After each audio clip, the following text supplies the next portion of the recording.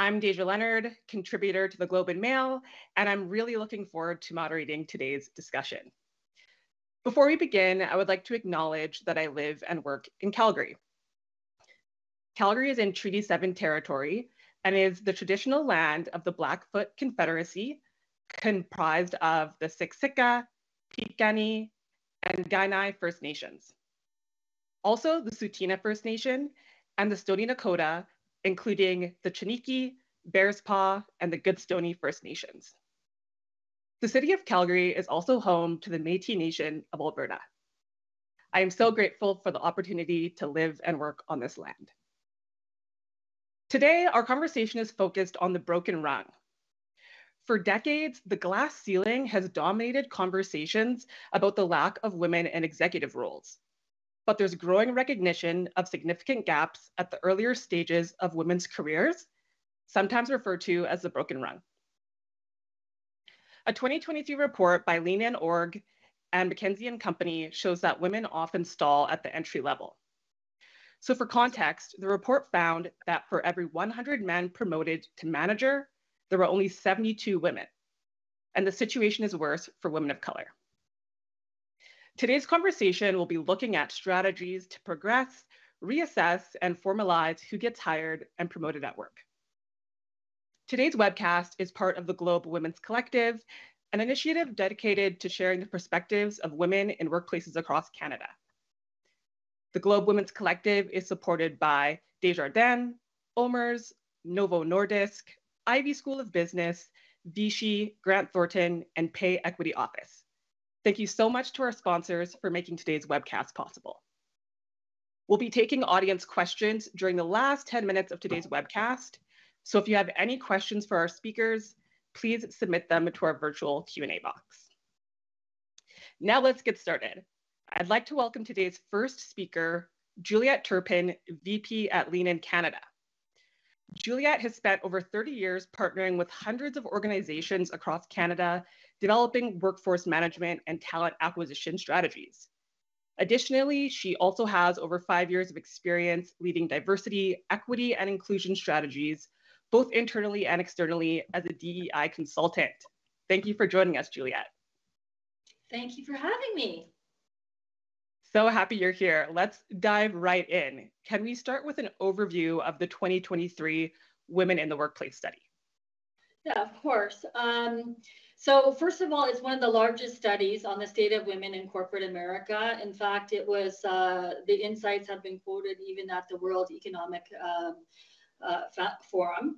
And since 2015, we've actually had over 810 companies that have participated, with more than 400,000 people individually surveyed.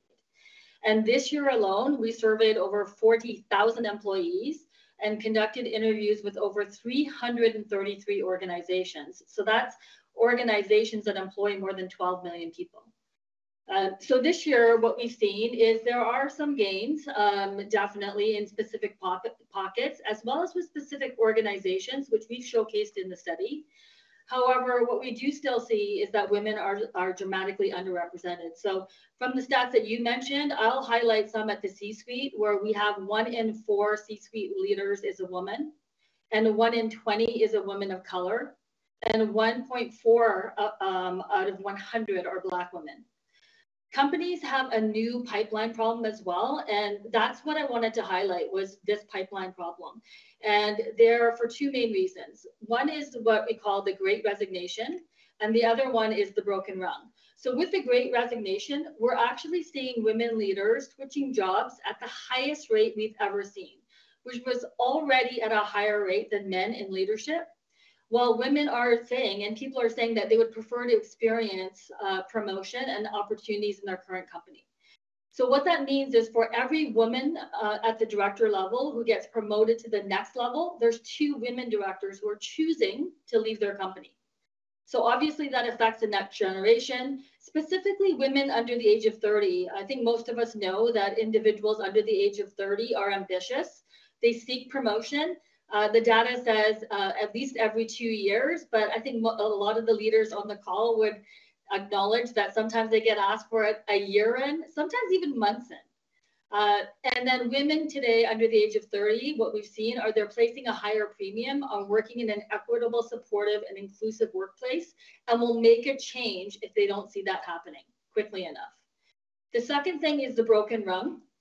So this one is a little bit startling, and the topic of today's conversation, which is that for 8 years in a row, this broken rung has existed where individuals are not, who are women, are not moving from the field level to manager. So for every 100 men promoted, 87 women are promoted, and 82 women of color are promoted. So women are just not catching up. And then rungs are different by intersectionality. So in this study, we showed that by race and by generation, that we're seeing those broken rungs are different by organization as well. So Black women will tend to stay in the same position on what I might call a sticky floor at that first rung. And then Latina and Asian women are being stuck at the first as well as at the director to VP level rung. So this finding reiterates the need that we need to identify where those rungs are broken and for who, so we can remove those barriers. And then the last one that I thought was that we should highlight today is the lack of women or the existence of women in technical roles. So this is important because this is the fastest growing and highest paid among the jobs. And then for me and for the leaders in this room, this is concerning because this misses out on the opportunities that we have to actually shape the future world. So almost guaranteeing that we'll be living in a future yet again created by others, not for us nor by us. So this report identifies some important opportunities to and the need to identify where these broken rungs are within our organizations, what industries they're in, and to figure out who is at the table planning to include these individuals. Excellent. Thank you so much for that overview. And it sounds like a really incredible undertaking to pull together all of that data and those stories. One thing I really like about the report is it frames some of the findings in kind of a myth versus reality kind of way. Can you walk us through some of the myths about the state of women at work and what the reality really is there? Yeah, so this one we have to recognize a lot of this is going to be my subjective side of things, but there's three that I would want to highlight, and specifically in the Canadian landscape. The first one would be a myth that we touch upon in the first report that we have for Latina women at work, which is that Asians are actually doing great. So this one is particularly detrimental to Canada because it specifically exacerbates one of the largest draining points for diversity and leadership in Canada. It's because Asians are the largest racialized demographic in Canada, and as well as through immigration, the largest population. Also highly represented or overrepresented, we might say, according to population in technology. So this is very detrimental to Canadians and Asian Canadian women. The second one is that women don't want to advance, and that's highlighted in our study, as well as several other studies. Especially this is detrimental to women of color who have the ambition to want to advance, as shown by our study, more than other individuals. And then thirdly is that systemic racism and barriers don't exist. This is actually an impossibility. If you look at how recently change has come about, I mean, women were not allowed to feed their babies by breast in public until 2018. And some people are startled to know that. Women were only allowed to get a credit card without a cosigner 1974. Wear pants on a Senate floor 1993. I mean, these are within our own generation. So to think that we've removed all the systemic barriers is just an impossibility. And we need to recognize it, because if we don't know a problem exists, we can't fix it. And worse, we're actually exacerbating the problem, as we've seen in the study, by affecting the future generations who are seeing what is happening. And so this is why this is important for us to debunk these myths so that we can identify the problems and just start moving forward. Right, absolutely. And I think it kind of leads into my next question. You know, in terms of knowing there's a problem, is a lot of companies, they know that this challenge exists. and they're trying to collect data at this point. I would love to talk about disaggregated data, if you don't mind letting us know what that is, but also why it's been such a challenge for companies to actually gather this data at the workplace. Yeah, I mean, and this is something that we also talk about within the study, the importance of looking at disaggregated data. And simply disaggregated data is just breaking down data. So it's considering diversity within diversity, which some people, and Kimberly Crenshaw coined as intersectionality. So it's making sure that we're looking at all the different dimensions of diversity within an individual. And this is important, and this is one of the challenges that has come with the data right now, is that we need to know who is being excluded from the table. If you've ever heard the saying, diversity is like being invited to a party, and inclusion is like being invited to dance. I like to say that belonging is being invited to the planning of that party. So who's going to be there? What music is going to play? What does that party look like? And that's what's important in getting the data, is figuring out who is not being invited to the table and ensuring that they're there. So some of the mistakes that I've seen and that we've seen in the rollout or the attempt to try and get to the data is involved in the what, the why, and what's in it for the individual. So the what being not showing people what we want to know. And then secondly, what the outcomes will actually be. The second thing is the why, so not identifying the true purpose. One of the errors that I've seen a lot of organizations make is they make the suggestion and sometimes outright say that we're doing this for the underrepresented groups. That's a huge error, because we're taking away the what's in it for me for the majority group. And we're also putting a lot of fear in those individuals who are from underrepresented groups to say, okay, well, how are you going to figure out what it is that I need? So it's really in that the what, the why, and then what's in it for me, and the rollout of that, and making sure that it's rolled out clearly. Yeah, absolutely. You know, and when we think about examples of supporting equity-seeking groups like women, can you give an example of how that's actually making things better for everyone? Yeah, you know, I think that for me, the perfect example is the pandemic. During the pandemic, all organizations tried to move to a remote environment. And if we think about from an accessibility perspective, people with disabilities have been seeking the opportunity to have remote work for ages. And we've always said, no, we can't do that. It's too costly, or whatever the reasons are. How do we listen to and then identify those needs for people with disabilities before the pandemic? We would have saved hundreds, literally hundreds of companies and opportunities and jobs had we not listened to them. And then I think the second great example is the Indigenous peoples. Indigenous people, the culture is so deeply intertwined with the environment. Had we taken the time, again, or the care to listen to Indigenous people and partnered with them in regards to their ways of knowing, then we would have a very different world than we have today, both physical and metaphysical. So for me, those are kind of two examples of where diversity and inclusion efforts and accessibility, and looking at how they will, while they're initially involving the underrepresented groups, when you pull them in, they actually end up benefiting everyone. That's great. Well, thank you so much, Juliette. It looks like that's all we have time for at the moment, but we really appreciate your thoughtful answers. That was a very quick 10 minutes. Juliette will be rejoining the program during the last 10 minutes. So if you have any questions for her, please submit them in the virtual Q&A box. I would now like to welcome our next set of speakers. Joining me, we have Sarah Kaplan, Distinguished Professor and Founding Director at the Institute for Gender and the Economy, and Professor of Strategic Management at the University of Toronto's Rotman School of Management. We also have Jess Johansson, Chief Human Resources Officer at Canada Goose, and Mara Abdu, Senior Research Director at the Canadian Chamber of Commerce. Thank you all for joining me. So we'll start with a question for everyone. Perhaps we'll start with Sarah. Can you tell us a bit about what you do as it relates to today's topic?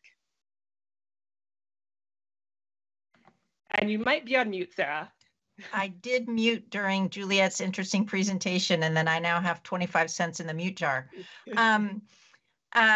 I mean, I devote my whole life to thinking about these issues that we're talking about today, why I founded the Institute for Gender in the Economy. And so I think that there's plenty of topics that we're going to get a chance to talk about today. But when we talk about the broken rung, the only thing that I will say is that it is more complicated than just looking at those promotion gaps that Juliet is talking about. It's really going to be about looking at a whole way of doing and being and knowing in organizations and in our society. And I'm hoping we get a chance to dig into those issues over the course of this conversation. We sure will. How about yourself, Jess? Yeah, I mean, I joined Canada Goose about a year ago, and you know, some of the reasons that I joined or was brought on was really to think a little bit outside the box and innovate our processes. And certainly the world has changed. You talk about the pandemic. I mean, who would have ever thought that that would have happened in our lifetime? But for me, I think the concerns and the issues of employees have not changed. It's really still about two areas, and that being the well-being of our employees and about providing an inclusive and supportive workplace experience. I would really be lying if I said that I had it all figured out. I do not, but I'm really motivated by creating engaging and impactful workplace experiences and really trying to lead the trend rather than follow it, because I really think that what's needed is something that hasn't been thought of yet.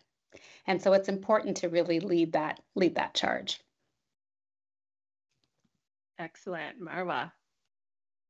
Well, thank you so much for having me. I'm really humbled to be here in this esteemed company. I mean, I guess I've been working on women's economic empowerment topics and issues from the start of my career, and that's by proxy of my own experiences, but also out of interest. And for me, I think about it as the 4 E's, thinking about these issues in the sense of an ecosystem that works together. Education, entrepreneurship, the environment, and the enabling environment, education, entrepreneurship, and there's a fourth E that I'm missing right now, and employment. Sorry. And when I think about those 4 E's and how they interact together, I've really thought about it in my work throughout my international development career, but even most recently here at the Canadian Chamber, we published a report around International Women's Day that looked at women in management and their ascent to leadership. And we looked at 19 different job occupations. We assessed compensation and representation, which are just 2 metrics of looking at the topic, and looking at where women stand just in Canada alone in comparison to the rest of the world, and seeing that in 2024, there are still some glaring gaps of where we stand, you know, despite being in an economy that that really stands for inclusion and diversity. And so the questions are really at the heart of the work that I'm doing as a researcher with the Data Lab, but also out of my continued interest in these topics and in trying to leave the world better than when I came here. Well, I love that. And Mara, we're going to go into the first question for you, actually. You know, in Canada, I think a lot of the bigger companies and firms, they have more resources to really better support the upward mobility of women and diverse women, yet they're missing the mark. From your perspective, like what's going wrong there, or why might that be? Yeah, I mean, I'll quickly answer that because I know there's so much to get through, but I think often organizations are commonly guilty of implementing practices that are ineffective. Out of what they perceive as fair intentions, but often end up being ineffective at increasing diverse representations. I'll take, for instance, performance evaluations, which often provide this false sense of, that personnel practices are fair and that we're all evaluated using the same metric and the same ruler, so to speak. But ultimately, what we fail to recognize in organizations is that, it's a subjective lens. And oftentimes we have patriarchal interpretations of what teamwork looks like, of what leadership looks like, of what initiative looks like. And that plays into how diverse groups are promoted, how they're retained, how they progress, and how they're recruited into an organization. I've seen it, time and time again as a woman, as a racialized woman, as a minority woman, in terms of women getting these opportunities. But specifically when we think about diversity, equity, and inclusion, oftentimes our lens goes to gender diversity. But I would like to think about things in more dynamic ways. We are not just one thing. I am not just a woman. There is race, there is ethnicity, there's sexual orientation, there's ability. All of those things come in one complicated, nuanced package. And we need to think about these factors in sum and need to be weary that, it's not just the percentage of women in senior leadership or management that we need to be looking at in terms of measuring progress, but looking at nuances like job security, decision-making power, promotion, retention. These are going to be really the crux of getting to the heart of the matter. And I think in a way, many organizations maybe subconsciously know that if you actually start to look at those metrics, that's when you start to reveal where things are really fraying. And particularly, they end up fraying for racialized groups, for persons with disability, for not just women, but visible minorities, for Indigenous people. And, that's really how we're going to end up, moving the needle forward by daring to ask those questions and using metrics that perhaps show where we fail as opposed to where we are succeeding. Yeah, that makes a ton of sense. And I think what's really interesting there is you were talking about things like the definition of teamwork, which again might look different to a different person or within a different organization, and really thinking about the way that we think about things and the way that we define success. So my next question is for Sarah. How does society's understanding of masculinity have an impact on workplaces? Well, thank you so much for asking that question. And I wanted to focus on this in part because we had a fantastic pre-call, and Jess proposed that we think more radically and talk about not the same old conversations. And so I'm sure we're going to hear from her a lot of exciting ideas. And I said, okay, my radical proposal is to talk about men and masculinity on a conversation that in theory is about women in the broken rung.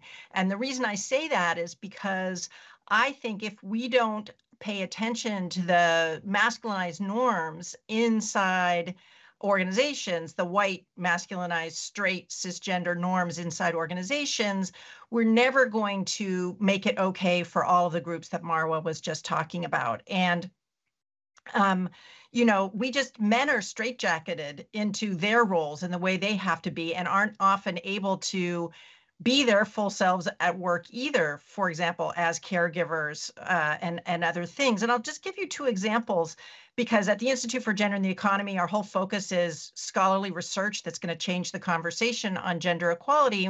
One study that one of my doctoral students did looked at how to create more inclusive teams. And she was comparing whether if you had a critical mass of women versus not, would you get women to participate more? And the interesting finding she had was not only there was a little bit of mixed results on the women, but the people who felt more comfortable to participate more were minority men, immigrant men, Asian men.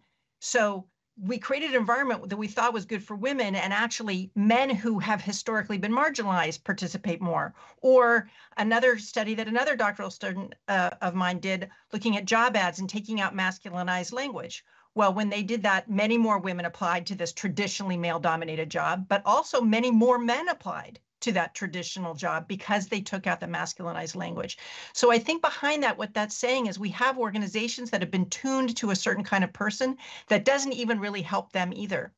If men supposedly have a benefit for paternity leave, but then their supervisor says, oh, that'll be bad for your career if you do it, or if the rules say you have to do it in the first year when really you want to do it in the second year after your spouse has already taken their leave. If there's all these constraints put on it, then men can't actualize either. And so I think we're never going to fix the broken rung until we fix the masculinity norms inside organizations that are going to enable everyone to be their full self. So that's my radical idea to throw into the conversation. And I'm looking forward to the rest of the other ideas that will emerge. Well, we appreciate all of the radical ideas around here. Jess, is there anything that you would add to that? I mean, it's such a critical conversation. The only thing I think I would add is we talk a lot about the quiet doers at Canada Goose, and those that don't have the loudest voice, that are likely providing a real outsized impact on the organization. So we've been lucky enough to implement a new performance review tool at Canada Goose. And so we're really using data to promote those quiet doers and give them a broader scope and a greater impact.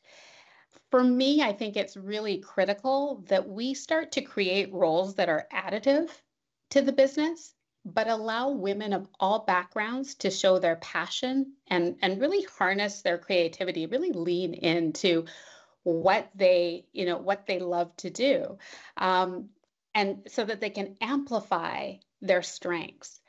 And just continue the conversation on radical behavior.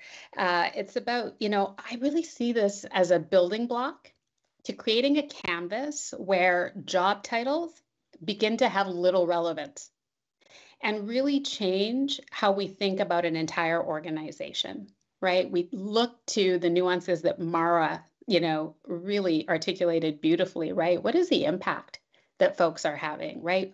Why are we so dependent on these levels and these job titles that really don't give us a full picture at all? Yeah, that's great. I'd like to just continue that a little bit more because I know we spoke about, number one, I think you did an experiment before with job titles, and I think it was hiring without one, which I would love you to speak about shortly, but also that at Canada Goose, I believe for performance reviews, you shifted more to peer reviews versus leader reviews. So I'd also love to hear the intention behind that change. Yeah. And so, maybe we can talk about measurement and of performance. And again, Mara did such a beautiful job at articulating it. But to me, the current measurement system is really outdated. Our industry is still talking about every society at large, is still talking about levels within an organization. And it really does not reflect the true impact and influence. Leaders cannot possibly get a full picture this way, right? By just looking at titles. They need to know who their teams are interacting with, or influencing and advising. And so at Canada Goose, we did launch a new performance management tool to really uncover the true difference that people make within an organization by really going deeper into dimensions of how we work. And I think this is really, the turn that we need to make for tomorrow to be able to eliminate some of the stigma and bias. And so we look at how specifically our ability to collaborate, to inspire, and to support each other to achieve outcomes that are good for the entire organization and not just for the individual. And the goal is really to provide a simpler, fairer performance management process that really supports an understanding of everyone's true potential. To me, that's the shift. It's the mindset shift that really is needed. And it really levels the playing field. It's not a one-to-one relationship, right, where you have the leader evaluating their direct report. It is more peer-to-peer. And so that stigma is eliminated. The bias is eliminated. This is about people who are really impactful in the organization. These are your peers telling us who is influencing the success of of the business. And again, as leaders, we must recognize that there's no possible way that we could know all the nuances of how employees live, how they impact each other on, on a regular basis. And really, this tool helps us to do that.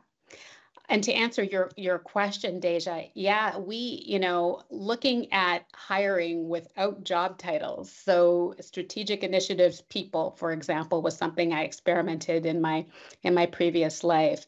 Or just recently, we have an engagement ambassador, right? So again, it's sort of agnostic. You don't know what the level is. And instead, you pay for the contributions of that role to the organization. So little changes like that, I think, are really, really important. Again, I'd be lying to say that we have it down pat. We don't. There is such a reliance on titles, and I truly believe that that's broken and contributing to this broken rung. So, it's really trying to just think differently, do differently, and lead, be out in front and trying to change and shift the mindset of organizations today. That's great. Those are two really interesting ideas there. And, when we think about change, especially at an organizational level, oftentimes there's like boards are involved and there's a lot of people involved in this decision making. So why is that kind of board level buy-in so important? And that's really a question out to the whole panel. So anyone who'd like to jump in on that one.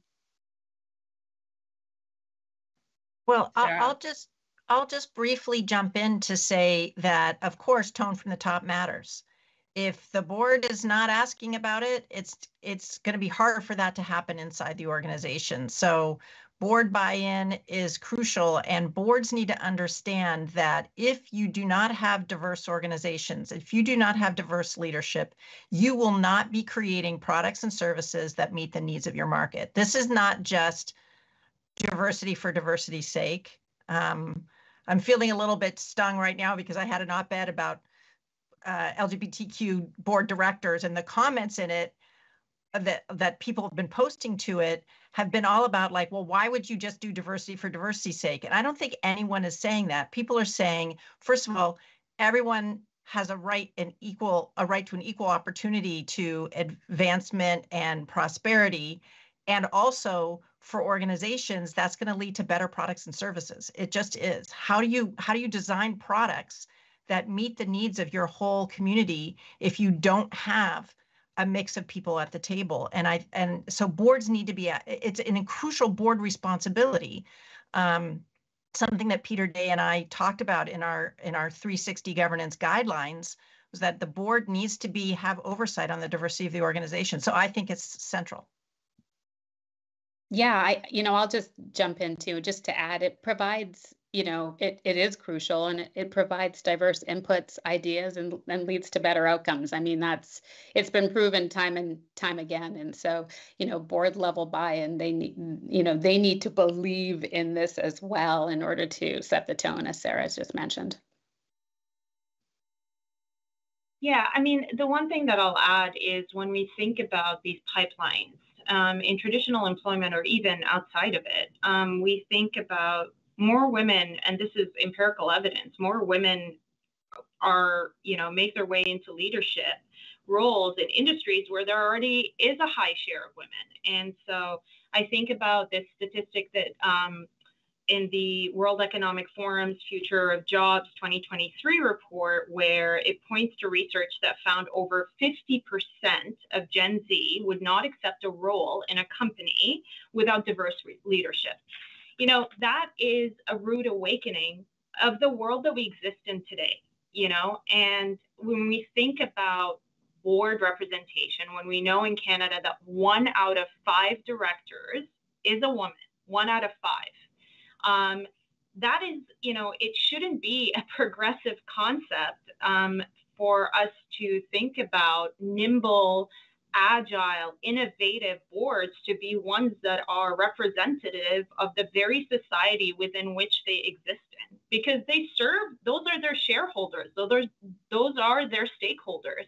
And so, ultimately, when you think about the roles that boards play, there is that trickle down effect that reverberates through the entire pipeline and impacts not just people in senior or corporate level leadership, not just because it sets the tone of what is important, what makes the cut and how, progress is measured, but also of what happens right at the beginning of the pipeline and what matters in terms of who you want to come into your organization so that you are investing in that future in a way that, that adapts to the vastly evolving needs of the diverse world that we exist in, that is only growing more complex and only growing more aware. That's a really excellent point. And I feel like we could have a whole nother webinar really on our evolving workplace and the next generation who cares about purpose, and they really bring their values to the table when they consider not only who they're working for, but who they're buying from. So I love that. We're going to shift gears a little bit and go back to the topic of paternity leave, because Sarah, you chatted about it, but then Marwa, I think in one of our original conversations, you were saying, it's not always given in a flexible way, and it could actually be designed to be more effective. Could you chat about that a little bit? Yeah, and again, I continue to reiterate, when we think about these kind of what we perceive as singular topics, so paternity leave, childcare, they're not singular and they don't occur in silos. They are, interlocking pieces that empower and equip one another to flourish. And so when I think about paternity leave in particular, it's part of a social infrastructure that needs to exist in any economy and any society. I think about, so the OECD has a family database. And if you look at the data, for the most part, men account for a fraction of parents that go on leave. Uptake for males or fathers is, has been shown to be disproportionately lower despite what we think are changing gender norms. And there is empirical evidence for that.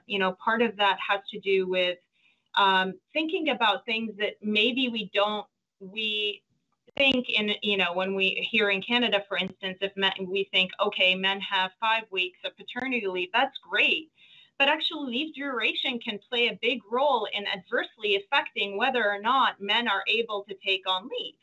9 times out of 10, men are out earning their female partners if they're in a heteronormative relationship. So these are components that are going to play a part, especially if you don't have fully paid paternity and maternity leave. It plays a part in the decision-making process when you're choosing which partner it makes sense for in terms of who takes leave and who doesn't, and what the impact is going to be in terms of the repercussions on careers, in terms of income levels, having to take a hit. So oftentimes, the woman ends up staying back in those relationships because she's usually the one, who's earning less. And so thinking about these financial incentives and thinking about how we can expand our definitions and our thinking of what leave looks like in Canada or otherwise. I know that I recently read research that shows that mothers take maternity or parental leave almost twice as much as fathers. And that when men do end up taking leave, they end up looking to take it from annual vacation time, they take it from sick leave. They look for ways to circumvent taking parental leave, which is the absolute opposite of the intention of actually, bringing to the table parental leave. So I think, thinking about these different vantage points, as opposed to, thinking, okay, we've leveled the playing field. Now we have, we've encouraged men to take time off. Well, but there are clearly entrenched and ingrained gender norms that are still playing a part in how that is taken advantage of, and who takes advantage of it. Thank you.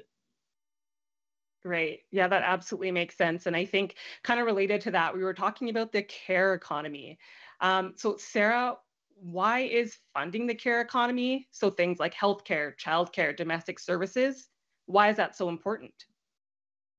Well, it's a great question to dovetail off of what Marwa just said, because the care economy underpins our economy. We don't have any other kind of economy if we don't have the care economy, because we have children, we have elders, we have people with disability. And if everyone has already been a child, we will all end up having some kind of disability over the course of our life. And hopefully we will all become elders. So it's personal to us that this works, and it's also central to the whole economy. And one thing we've been making progress on here in Canada is this reframing of investing in the care economy as an investment, as the social infrastructure that Marwa talked about, as opposed to an expense. And I think if we start to see it that way, we're going to start to understand how that investment pays dividends in terms of children having better outcomes over their whole careers,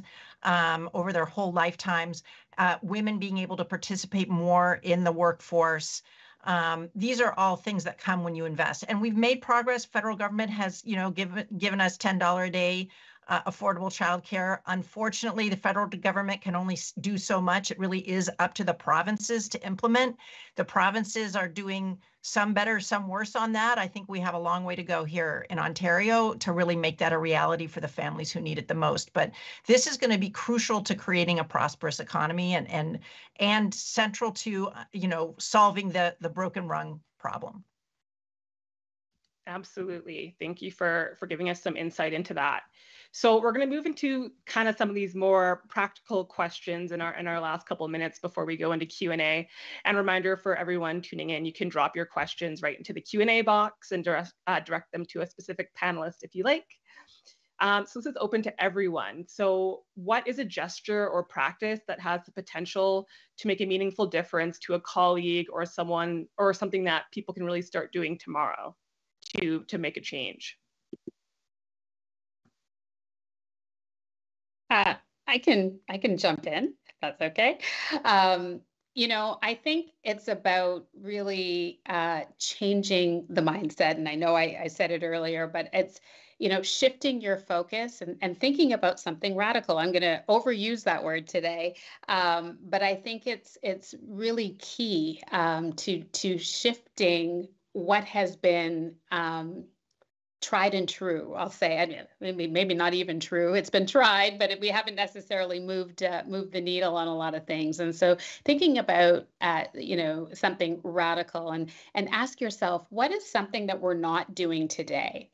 And even we don't know if it'll work, right? We don't know if it'll work, but we have to try. Because the things we've been practicing to date really haven't moved anything, right? And so, think about something that you can't imagine would work and try it. I think that's really important. Excellent. Marwa. Yeah, I go back to this piece of advice that, I was fortunate enough to grow up with a radically feminist father who is actually tuning in right now from halfway across the world.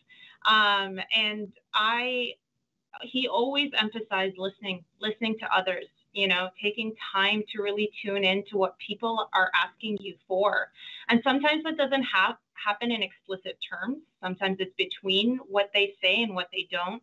It's in the stories that they tell you. And so when you're around colleagues, when you are watching others, just closely listen in and take time to really humble yourself to what you don't know. We all have blind spots, all of us, irrespective of our diversities and singular characteristics.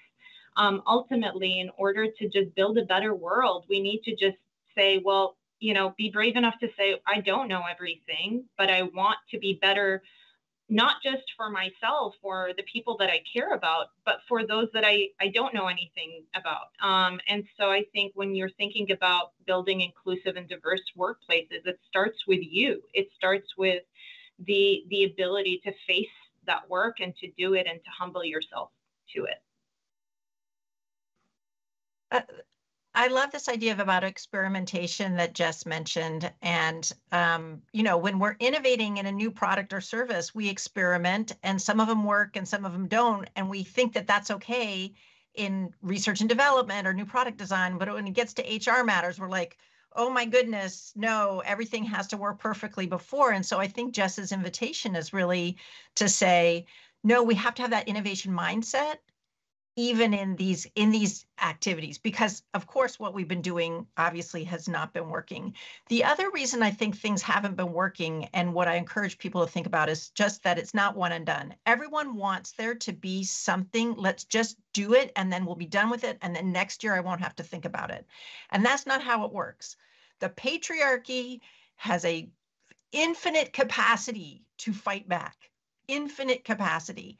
And so it's not one and done. You have to do it every single year. You have to build it into your daily practice. And it has to be more than one thing. It has to be many things. And people feel like they get, oh, it's so tiring, but that's because they're doing it on the side of their desk. If you just make it part of your daily practice, this is how we work, it's no longer side of desk, I think that's going to help sustain the momentum that we need to sustain. Excellent. I love that. And, you know, when we think about these like so many of these challenges that we're facing when it comes to DEI at work, women at work, we certainly don't want to put the onus on women to be the fixers. However, you know, I think that there's probably a good handful of people on this webcast who have come and they're trying to better their situation. I'm wondering if anyone on the panel has, you know, has there something happened, something game-changing, a potential unlock that you've had kind of outside of a mentor that has helped you figure some of this out, and it's something that you have control over?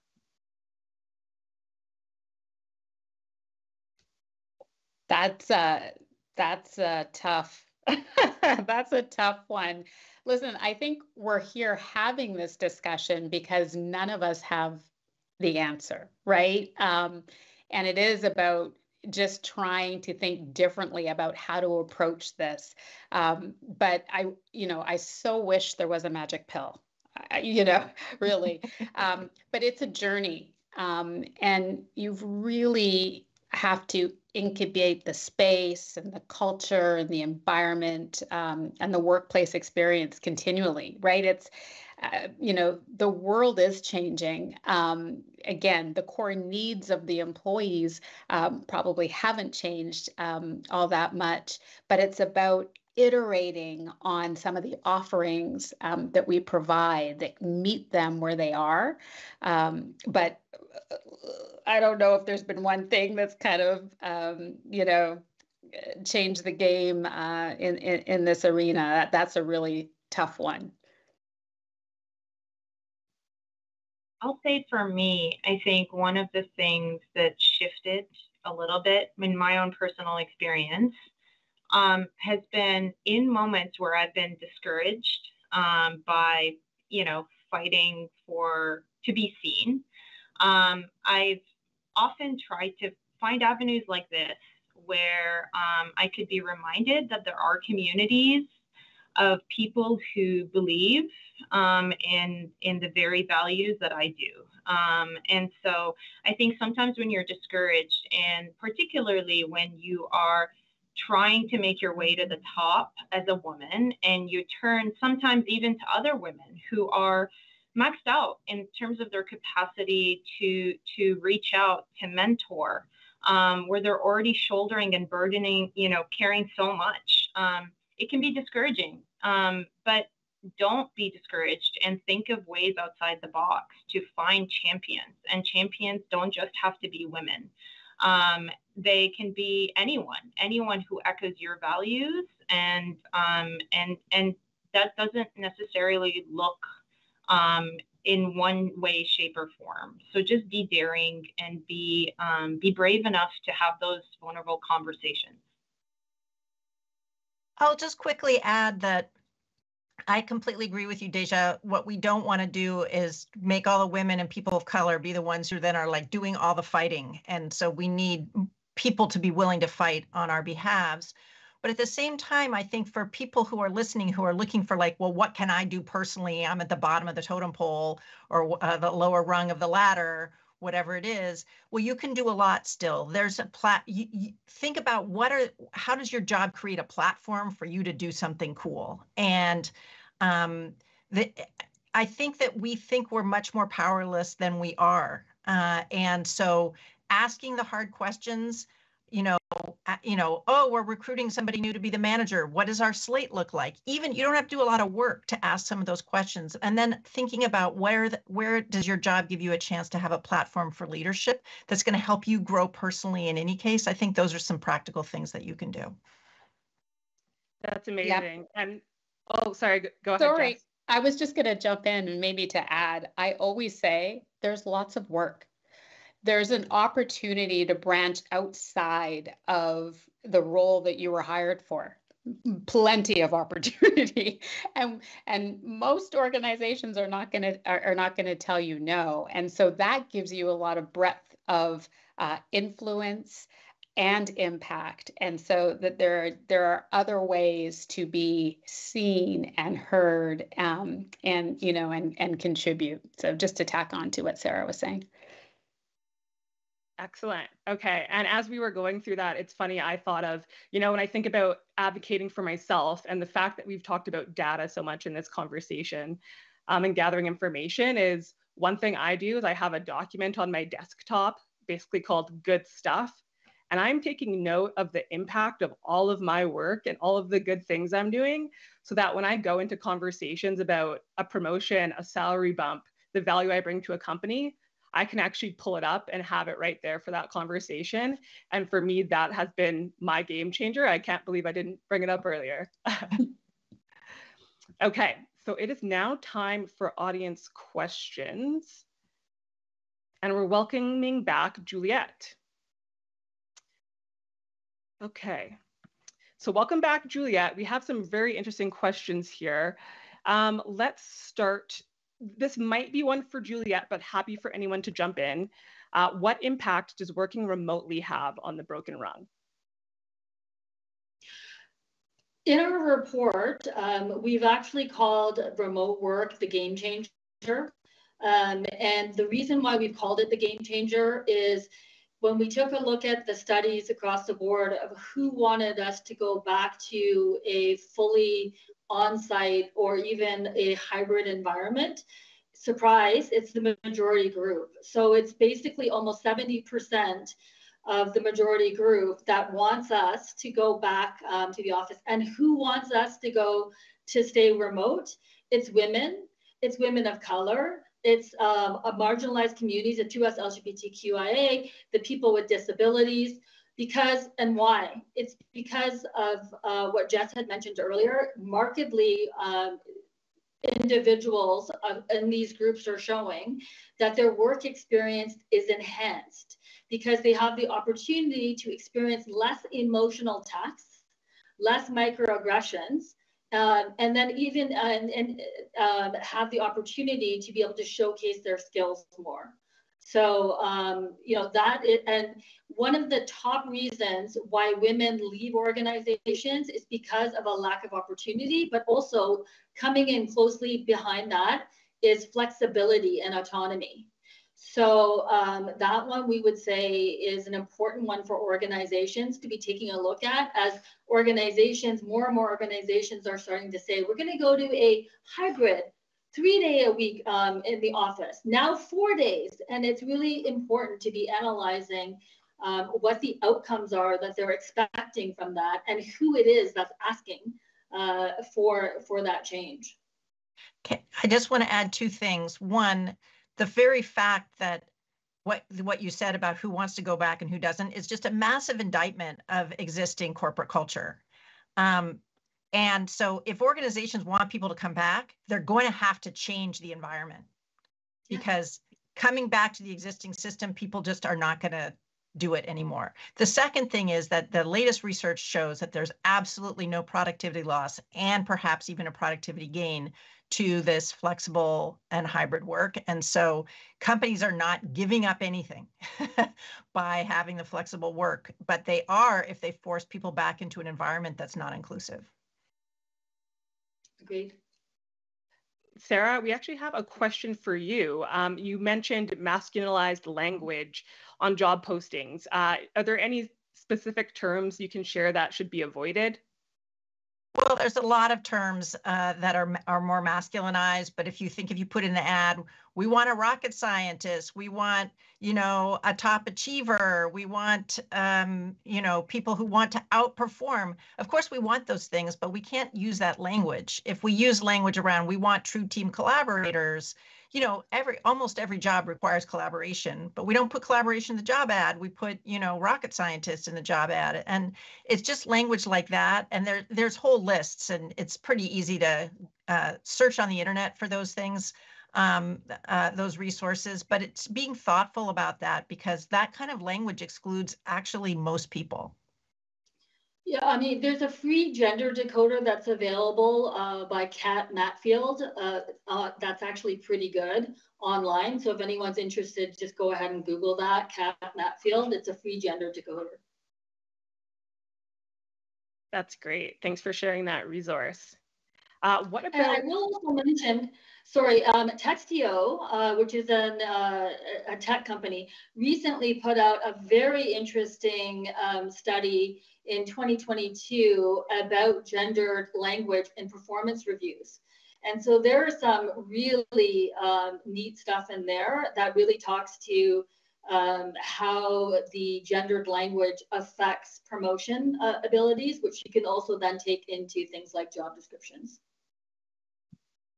Absolutely. That makes me think also of like the public values sometimes that companies share, when you go to apply to a job and they say, these are the things that we value, in our employee base.